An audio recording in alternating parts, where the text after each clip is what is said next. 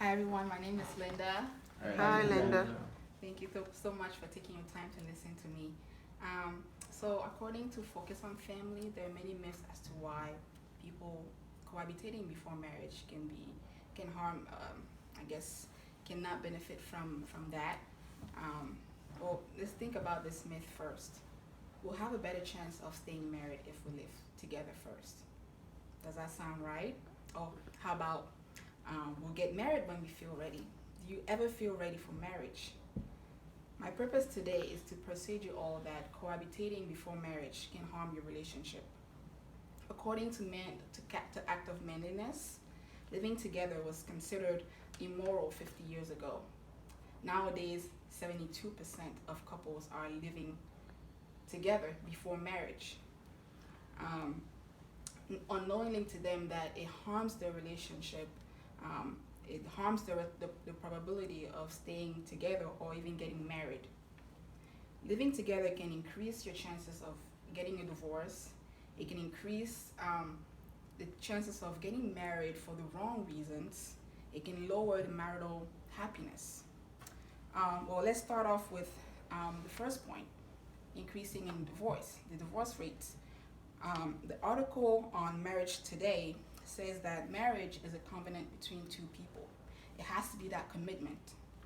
It lays the foundation for lasting love and mutual care.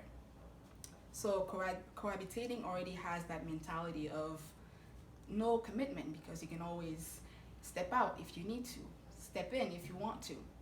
Um, so people who cohabitate have that they cohabitate for the wrong reasons. They're mostly selfish as they're doing that. For example, take someone who lives with their partner just so that they can afford their apartment together. Financial reasons.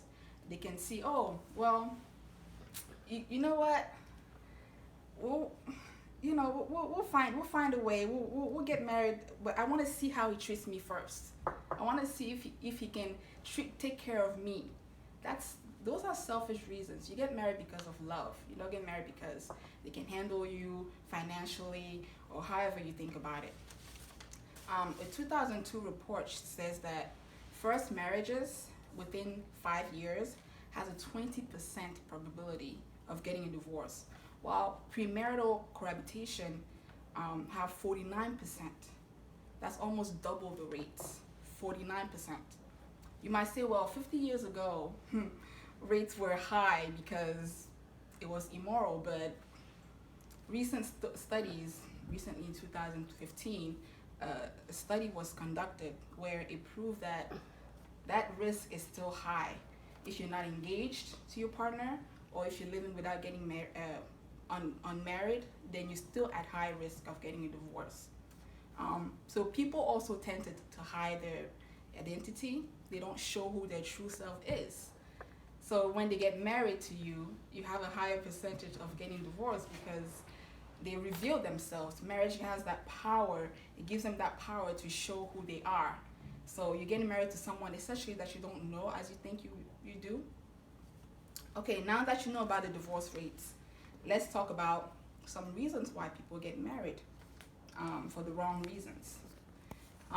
One reason could be they're scared of starting over.